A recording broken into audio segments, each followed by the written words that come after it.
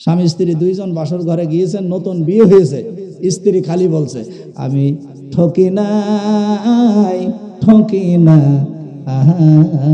রে। এ কথা কে বলছে? স্ত্রী। স্ত্রী কি বলছে? আমি ঠকি নাই, ঠকি না রে। স্বামী বলে বিবি রে, বাসর রাত্রে আসলাম, একই শব্দ ব্যবহার করিস, বিষয়টা কি? বলে তুমি আমার 11 নাম্বার স্বামী, তাই। এবার স্বামী ডাক দিয়া বলে রে বিবি, আমিও ঠকি নাই, ঠকি না রে, তুমি আমার 19 নম্বর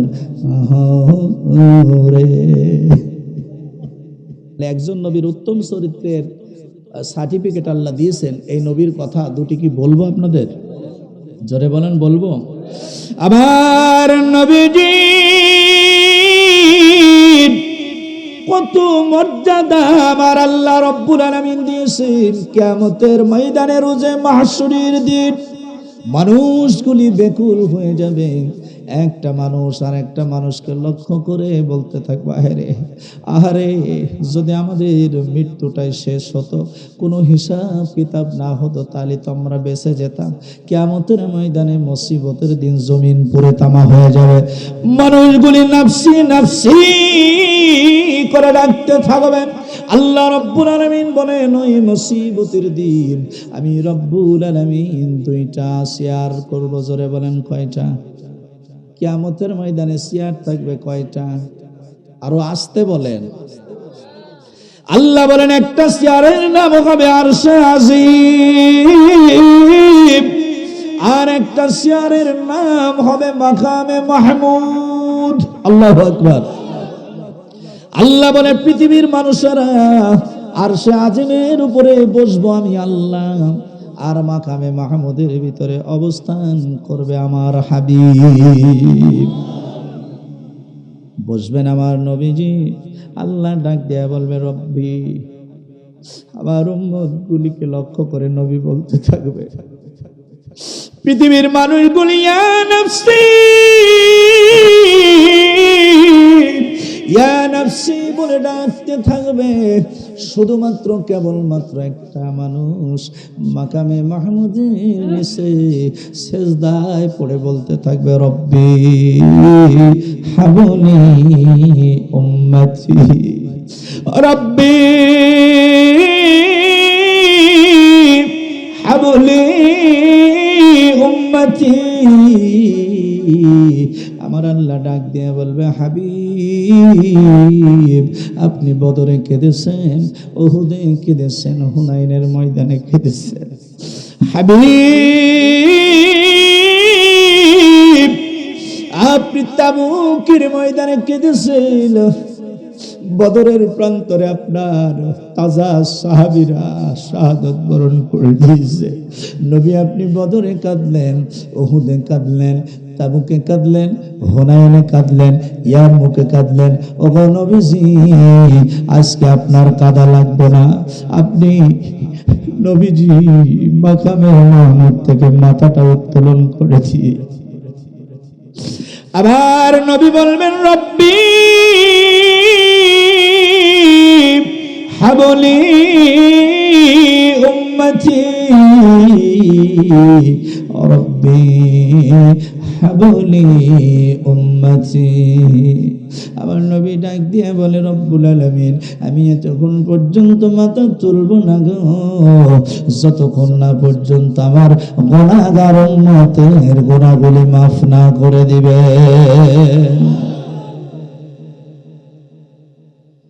বন্ধুরা রে, আমার এই মুসিবতের দিন সমস্ত নবীগুলি ব্যাকুল হয়ে যাবে। তারা ছুটতে থাকবে কিয়ামতের ময়দানে, দৌড়ায়া দৌড়ায়া দৌড়ায়া সর্বপ্রথম তারা আল্লাহর পয়গম্বর হযরতে ইব্রাহিম নবীর কাছে যাবে। জোরে বলেন, কার কাছে? আরো জোরে, আমার নবীর মান বোঝানোর জন্য আমি এই কথাগুলি বলি রে মুসলমান। ইব্রাহিম নবীকে ডাক দিয়ে বলা হবে, ওগো নবী, আপনি তো আমাদের জাতির পিতা। জোরে বলেন ঠিক কিনা? জাতির পিতার নাম কি? আরো জোরে বলেন। কবেতে? হ্যাঁ, কবেতে? আল্লাহ রাব্বুল আলামিন বলেন, মিল্লাতা আবিকুম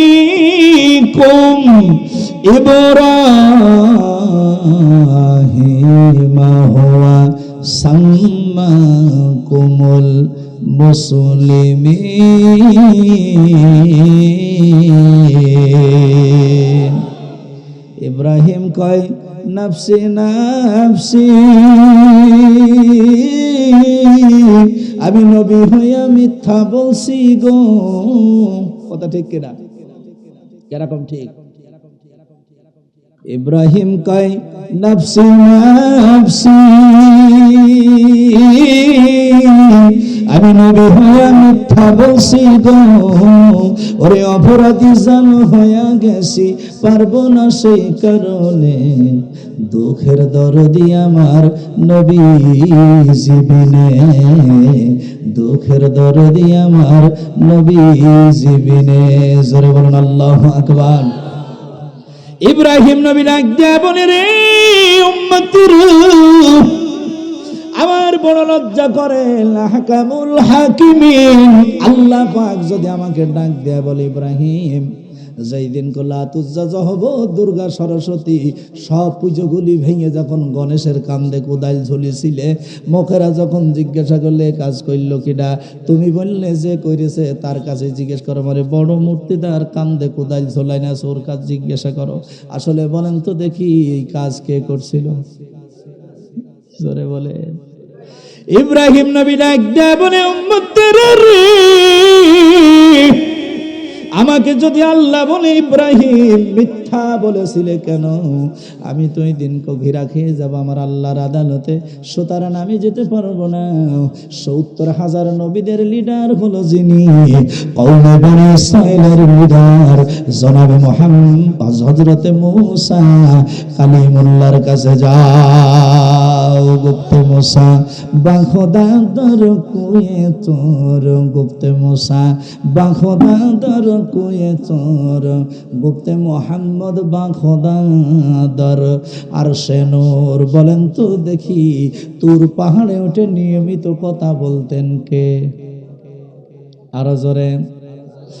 বন্ধুরা রে আমার, খুব ভালো করে শোনেন, অন্তরের কান লাগায় শোনেন। এই মূসা নবীর রাগী নবী না নরম নবী? কয়, নাফসি নাফসি, আমি নবী হয়ে খুন করেছি গো। কথা ঠিক কিনা? ওরে অপরাধী জান হইয়া গেছি, ওরে অপরাধী জান হইয়া গেছি, পারবো না সেই কারণে।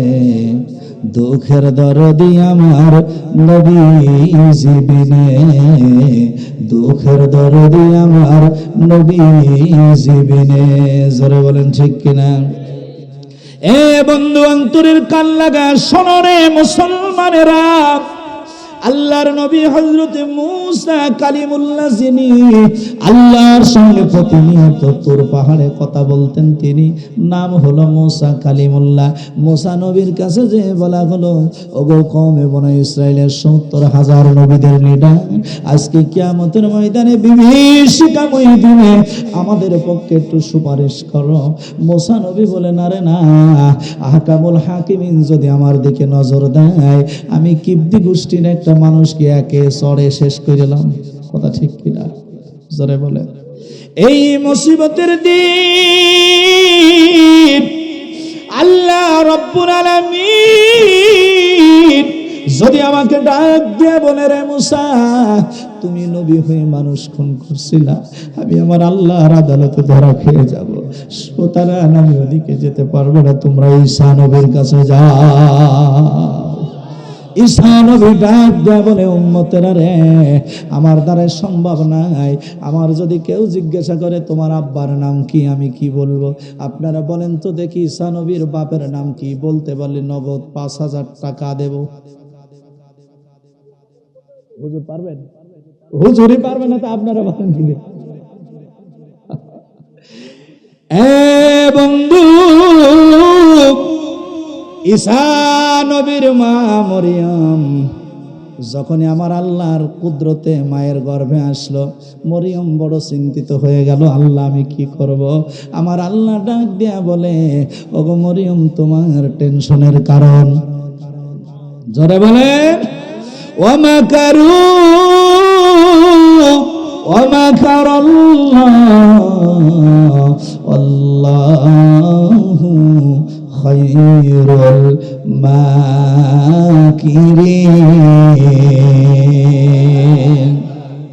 আল্লাহু আকবার। আরেকটু জোরে বলা যাবে না বাবা? যাবে তো? যাবে? দেখি তো এই মানুষগুলি ফাঁকি দিচ্ছে কেন? আচ্ছা, কাদের মুখে দাড়ি আছে একটু হাত তোলেন তো। আচ্ছা, যাদের মুখে দাড়ি আছে আমি একবার নারায়ে তাকবীর বলবো, আপনারা আল্লাহু আকবার বলবেন, বলবেন তো? নারায়ে তাকবীর। এবার যারা চাচা মানে দাড়ি নেই তারা হাত তোলেন, কাদের তো জোর হয় আমি দেখবো, কিন্তু যাদের মুখে দাড়ি নেই তারা আল্লাহু আকবার বলবেন। নারায়ে তাকবীর। দুই দলই চাঙ্গা আছে ভাই, এখন চাচা আর আসাসা দুই দল একসাথে। আমি একবার তাকবীর দেব, আপনারা একটু আল্লাহু আকবার বলবেন। নারায়ে তাকবীর। মুসলমানের আওয়াজ হবে সিংহ শার্দুলের মতো, মুসলমানের আওয়াজ খেকশিয়ালের মতো ঘাঙর ঘাঙর হতে পারে না, জোরে বলেন ঠিক কিনা?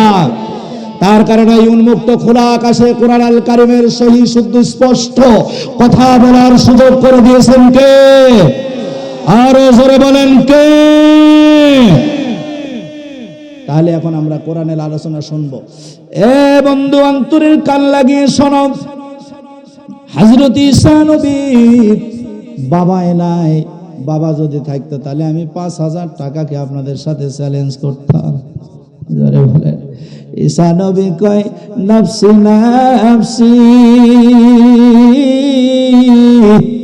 আমি বিনা বাপে দুনিয়ায় আসছি গো, ওরে অপরাধী জান হয়ে গেছি, পারবো না সেই কারণে, দুঃখের দরদি আমার নবী জীবিনে। আল্লাহু আকবার। হযরত ঈসা নবী ডাক দিয়া বলে, উম্মতেরা রে, না না না, আজকে এই কঠিন দিনে আমি কোনো সুপারিশ করতে পারবো না। শুধুমাত্র কেবলমাত্র একজন সুপারিশের অধিকার রাখে, তার নাম হলো আফতাবে নবুওয়াত, শামসুল হিদায়াত, বদরুদ্দুজা, সাইয়্যিদুল মুরসালিন ওয়াস সাকালাইন। এ বন্ধু, মক্কার জ্যোতি, মদিনার বাতি, মা আমিনার নয়নের পুতুলি, জনাবে মুহাম্মদুর রাসূলুল্লাহ সাল্লাল্লাহু আলাইহি ওয়াসাল্লাম। ও রব্বি হাবলি উম্মতি, আল্লাহ গো, আমার গুনাহগার উম্মতের জিন্দেগীর গুনাহগুলি মাফ করে দাও। ওগো রব্বুল আলামিন, জানুয়ারি আর পুষ মাসের কঠিন শীতে মানুষগুলি অনেকে আরামে ঘুমিয়ে গেছে, আর এই দারুস সুন্নাত মুক্তারিয়া হাফেজিয়া মাদ্রাসার কলিজার টুকরার সন্তানগুলি মায়ের কোল ছেড়ে এসে গভীর রাত্রে কোরআন তেলাওয়াত করে দিয়েছে। ও মালিক, তাদের বাবার অর্জিত সম্পদগুলি এই মাদ্রাসায় ব্যয় করে দিয়েছে। ও আল্লাহ, এই তিরাইল গ্রামবাসীরা ছেলেদেরকে লজিং রেখেছে, প্রতি মাসে 12 বস্তা করে চাল লাগে। এই মাদ্রাসার মুতাওয়াল্লি যারা আছেন, মাদ্রাসার দায়িত্বে যারা আছে, আমি শুনেছি প্রতি মাসে 12 বস্তা করে চাল লাগে গো বন্ধু। বলেন তো দেখি রে, এটাকে সাইটেশখানিক ব্যাপার, চলে বলেন। ও মালিক, আমি আজকে দরখাস্ত দায়ের করে দিলাম, গভীর রাত্রে যেই কলিজার টুকরার সন্তানগুলি কোরআন তেলাওয়াত করেছে, তোমার সঙ্গে কথা বলেছে, যেই সমস্ত গার্জেনগুলি কলিজার টুকরার সন্তানের ভালোবাসা মায়া মমতা ত্যাগ করে মাদ্রাসায় দিয়ে দিয়েছেন। আর এই মাদ্রাসা কমিটিতে যারা আছে ফকিরের মতো ভিক্ষুকের মতো মানুষের দ্বারে দ্বারে চাল ডাল ম্যানেজ করে এই কলিজার টুকরার সন্তানগুলিকে কোরআনের হাফেজ বানিয়েছেন, আলেম বানিয়েছেন। ওগো আল্লাহ, দয়া করে মায়া করে মানুষগুলোর ওসিলা করে আমার গুনাহগার উম্মতের জিন্দেগীর গুনাহগুলি মাফ করে দাও। আল্লাহ রাব্বুল আলামিন বলেন, ওয়া ইন্নাকা লাআলা খুলুকিন আযীম।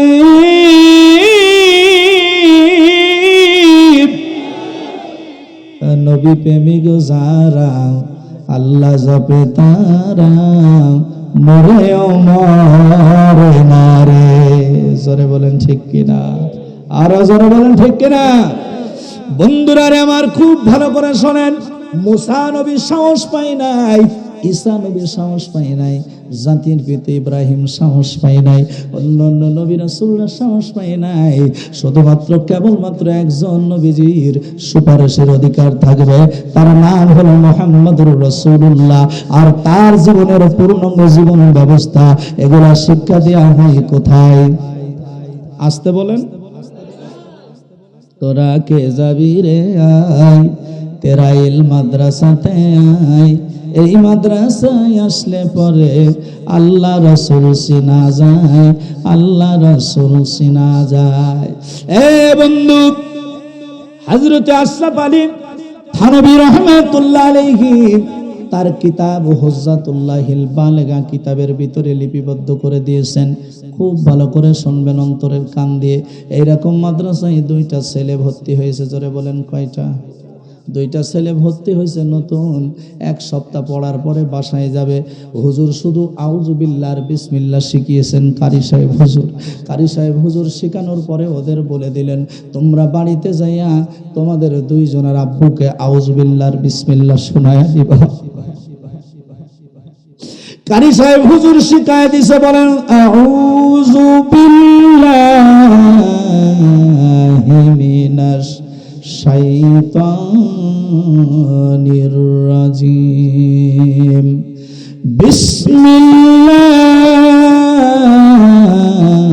বিসমিল্লাহির রাহমানির রাহিম। কারি সাহেব বলে, আব্দুল্লাহ আর আব্দুর রহমান 2টা ছেলে। আব্দুর রহমানকে বলে, বেটা তুই তোর বাবার কানে শোনাবি। আব্দুল্লাহকে বলে, তুইও তোর বাবার কানে শোনায় দিবি। একই গ্রামে বাড়ি, 2 জন আসছে। আব্দুল্লাহর বাবা আছে, আব্দুর রহমানের বাবা নাই। আব্দুল্লাহ বাবার কানে কানে সুন্দর করে আউযু বিল্লাহ বিসমিল্লাহ শোনায় দিছে। ছোট কলিজার টুকরার সন্তান যদি এইটা বাবার কানে শোনায়, বলেন তো দেখি বাবা খুশি হয় না বেজার হয়? আরো জোরে বলে। আর আব্দুর রহমান মাকে ডাক দিয়ে বলে, মা, ও মা,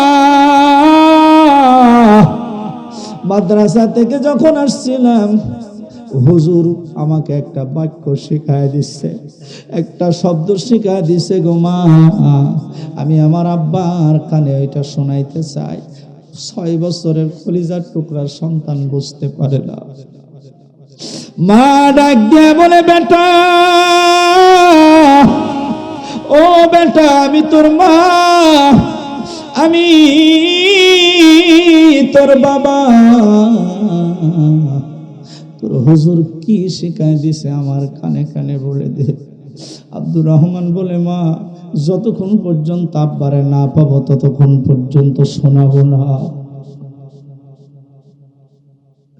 মা আসল দিয়ে মুখটা ঢাকিয়া কলিজার টুকরার সন্তান যখন আব্বু আব্বু করে চিৎকার মারে, মা বলে, আল্লাহ গো, আব্দুর রহমানের বাবা নিয়ত করছিল ছেলেকে মাদ্রাসায় দিবে, হাফেজ বানাবে। আজকে ছেলে আউযু বিল্লাহ মুখস্থ করছে, বিসমিল্লাহ মুখস্থ করছে রে। আজকে আব্দুর রহমানের বাবা না, আমি কি দিয়ে সান্ত্বনা দিব? আল্লামা আশরাফ আলী থানভী রাহমাতুল্লাহ আলাইহি বর্ণনা করেছেন, মা যখন আর সহ্য করতে পারে না, কলিজার টুকরার সন্তানকে ডাক দেয়া বলে, আব্দুর রহমান আয় আয় আয়, তোর বাবার কাছে আমি নিয়ে যা। মা বলে, বাবা ওই যে ওইখানে তোর আব্বা ঘুমিয়ে আছে বাঁশ বাগানের নিচে, একটু মাটি উঁচা হয়ে আছে, ওইখানেই তোর আব্বা। আব্দুর রহমান বলে, মা আমি বুঝতে পেরেছি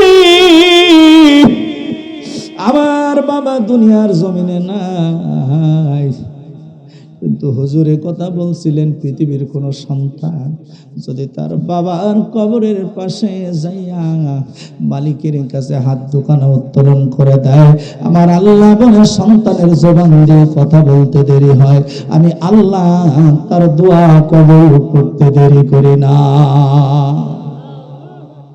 এ বন্ধু, অন্তরের কান লাগিয়ে শোনেন।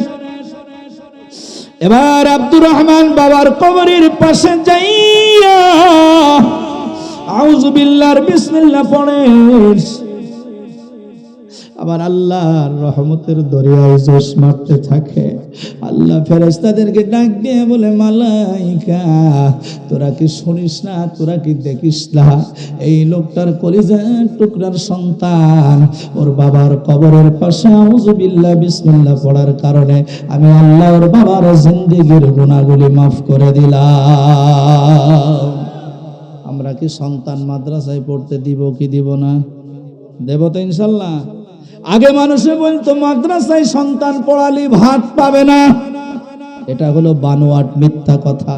আমরা ভাত পেয়ে খাইলে, আমি তিরাইল পশ্চিম পাড়ার ভিতরে যখন ঢুকেছি 4টে দাওয়াত আমার হাতে, কয়টা সব খাওয়া দাওয়াত। কি দাওয়াত? সুযোগ দিতে পারিনি। সৌরভ ভাই ডেকে বলল, ভাই প্রায় 1-1 বছর দেখা হয়নি, প্রায় আসেন কিন্তু সুযোগ হয় না। আমি সকালবেলা বলছিলাম, ভাই আল্লাহ চাহে তো আপনার বাড়ি যাব একটু আগে ভাগে, কিন্তু যেতে পারিনি। এসে ওইখানে নাস্তা করি তারপরে ঢুকেছি। জোরে বলেন আলহামদুলিল্লাহ। আরো 3টে রিজার্ভ দাওয়াত আছে। তাহলে মাদ্রাসায় চাইলে পড়ালি ঠকে কেউ? জোরে বলেন।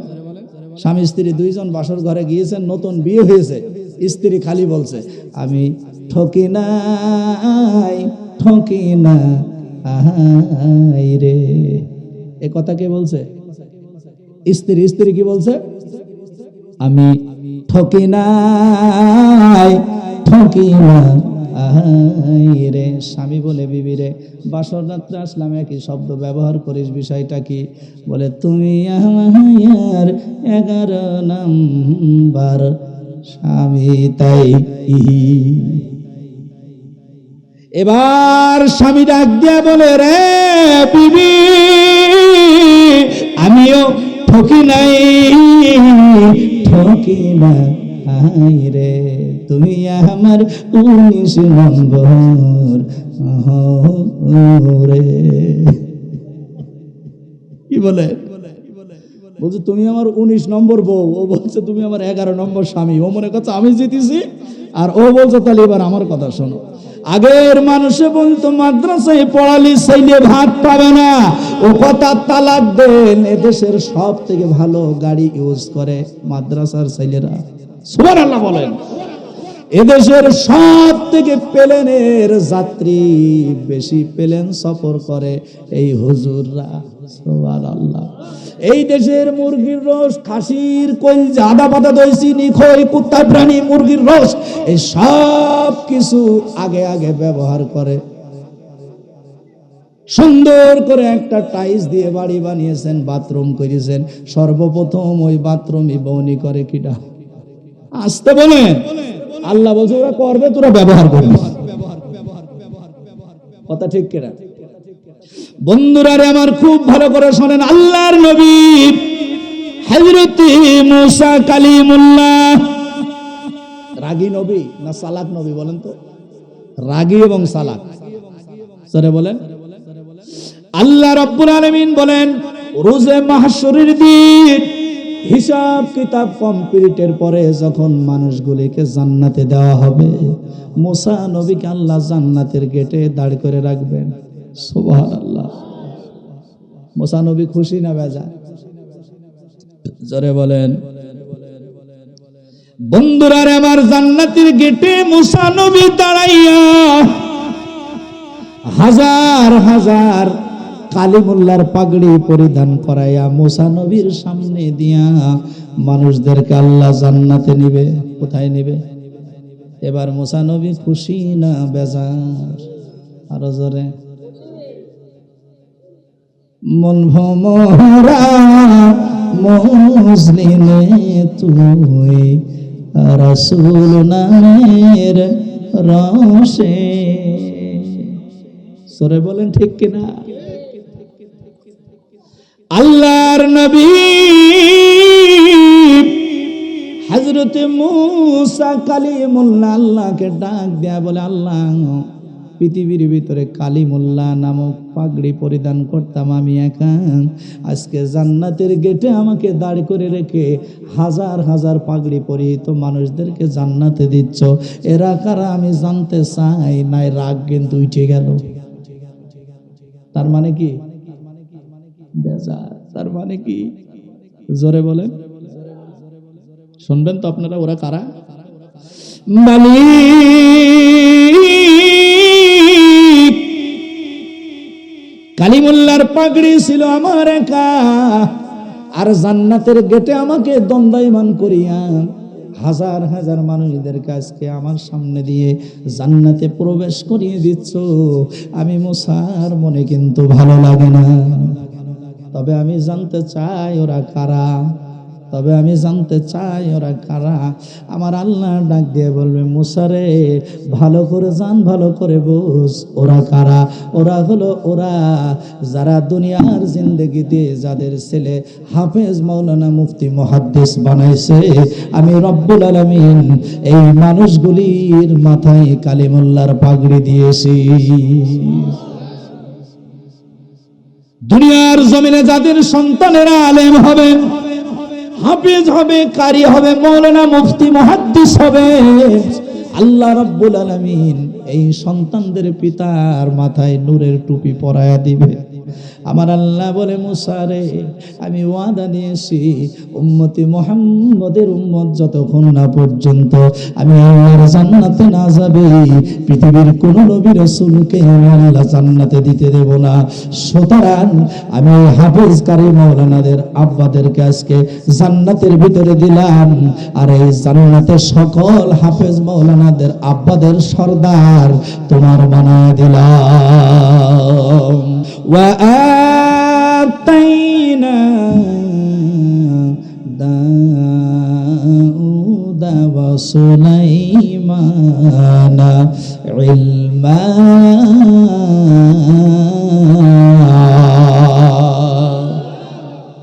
সুলাইমান নবীর নাম শুনেছেন? জি।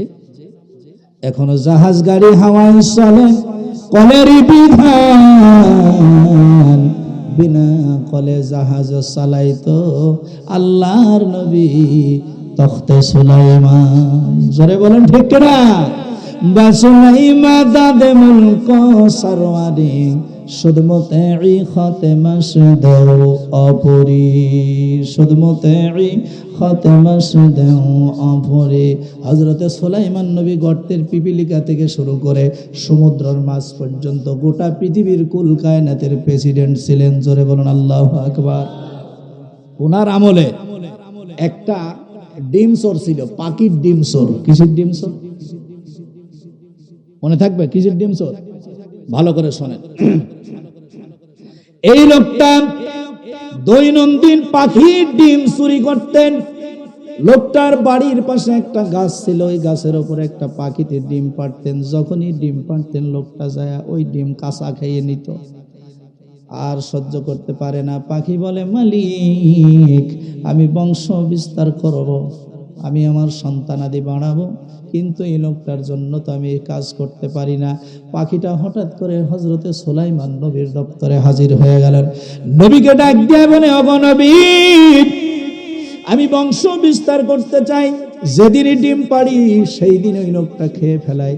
সুলাইমান নবী লোকটাকে ডাকে আনলো, এদিকে আসো, কি ব্যাপার, ওই পাখির ডিম খাও কেন? বলছে হুজুর আর খাবো না। এই কথা যদি বলে আর কি কোনো বিচার হবে? পরের দিন আবার দুদিন যায়, দুইটো ডিম জমা হয়ে যায়। 3 নম্বর দিন যখনই পাখি ডিম পাড়তে বাসায় ওঠে, লোকটার শরীরের ভিতর খালি ঝেঁকি মারে, ওই বুঝি পাইল। আবার ডিম পাড়ার সঙ্গে সঙ্গে ওই লোকটা যে আবার ডিম খেয়ে ফেললেন। পাখিটা ডাক দিয়ে বলে, সুলাইমান, আল্লাহ তোমাকে বাদশাহী দিয়েছেন, মানুষ থেকে শুরু করে পৃথিবীর ভিতরে যত জীব জানোয়ার আছে সকলের প্রেসিডেন্ট তুমি। আমার মনের ব্যথা যন্ত্রণা বুঝলা না? আবার ওই লোকটাকে ডাকা হলো, কি ব্যাপার, তুমি কেন ওই পাখির ডিম খাইলা? বলে হুজুর আর খাবো না। এর মধ্যে 2টা জিন ডাকা হলো। সুলাইমান নবী 2টা জিন ডেকে বললেন, এই দিনকে যদি ও ডিম খাতে আসে তাহলে তোরা 2জন 2টো পা ধরবি। কি ধরবি? ধরে একটা টান দিবি, দেওয়ার পরে একটা উত্তরে ফেলবি আর একটা দক্ষিণে ফেলবি। আদেশ দিল কার? দিল কে হুকুম? সুলাইমান নবী। এই লোকটা তা জানে না, এত বড় আদেশ জিনকে দেওয়া হলো। এবার পাখিটা ডিম পাড়তে শুরু করলো। লোকটা যেই 2টো ডিম হয়ে গেল, মনের মধ্যে আবার খোঁচা মারছে। যেহেতু ডিম চুরি করার একটা মনোমানসিকতা তার আছে, ডিম খাওয়ার জন্য লোকটা কেবল নামছে, হঠাৎ করে একজন পথিক এসে বলে, ভাইজান, আমি এতিম মানুষ, গরিব মানুষ, ভিক্ষুক মানুষ, 2 দিন খাবার খাইলা। ওগো ভাই, তুমি যদি একটু খাবারের ব্যবস্থা আমারে করতাম। লোকটা ডিম খাওয়া বাদ দিয়ে বাসার ভিতরে আসলেন, এসে লোকটাকে উদার ভরে পরিতৃপ্তভাবে খাবার দিলেন। খাবার দেওয়ার পরে ফকিরটা চলে গেলে, ওই লোকটা তখন ডিম খাওয়ার জন্য গেল। কি খাওয়ার জন্য? বন্ধুরা রে আমার, সুন্দর করে হেঁটে হেঁটে গাছের গোড়ায় যাইয়া ডিমগুলি সাফ করে খেয়ে বাড়িতে চলে গেলেন। পাখিটা সুলাইমান নবীর কাছে যেয়ে বলে, নবী গো, 3 দিন আপনার কাছে বিচার দিলাম, বিচারের কোনো ফল হলো না। সুলাইমান নবী বলে, বুঝতে পারলাম না, আমি তো 2টা জিন নিয়োগ করেছিলাম, এই জিন 2টা কি করলো? ওদেরকে ডাকা হলো। জোরে বলুন আল্লাহু আকবার। জিনেরা ডাক দেয়া বলে, হুজুর, আপনি যেই কথা বলেছেন পুঙ্খানো মানার জন্য চেষ্টা করেছি। ওই লোকটা যখন ডিম খাইতে গিয়েছিল, আমরা 2জন কেবল ঠ্যাং ধরে ছিঁড়ে ফেলবো, তার আগেই আমাদের 2জনের ঠ্যাং ধরে আর 2জনের জমি দিয়েছে। সুবহানাল্লাহ বলে। সুলাইমান নবী বলে, বুঝতে পারলাম তোরা হলে জিন জাতি, তোদের ঠ্যাং ধরে মারলে এরম পাওয়ার আবার কার আছে? একটু খতিয়ে দেখ। সুলাইমান নবী ডাক দিয়া বলতেছেন, একটু ভালো করে দেখ। হঠাৎ করে একজন জিনে বলে, হুজুর, আমরা দেখলাম লোকটা যখন ডিম খাওয়ার জন্য আসছিল, ওই সময় একজন পথিক ভিক্ষুক ফকির ওর বাড়িতে ঢুকলো। এই লোকটা পরিতৃপ্তভাবে ফকিরের খাবার দিয়ে ডিম খেতে আসছে। আল্লাহর নবী বলেন, সাদকাতু আনতুরাদ্দুল বালা, মানুষ যখন আল্লাহর রাস্তায় দান করবে, কোন ভিক্ষুক ফকিরকে খাওয়াবে, মসজিদ মাদ্রাসায় দিবে, আমার আল্লাহ রব্বুল আলামিন তার বালা মুসিবত দূর করে দিবে। সুতরাং আমি বুঝতে পেরেছি, আমার বোঝার বাকি নাই, ওই লোকটা ফকিরের উদার ভরে দিয়েছেন, এই জন্য ঠ্যাং ফাড়ার বালা মুসিবত আমার আল্লাহ রক্ষা করে দিয়েছে।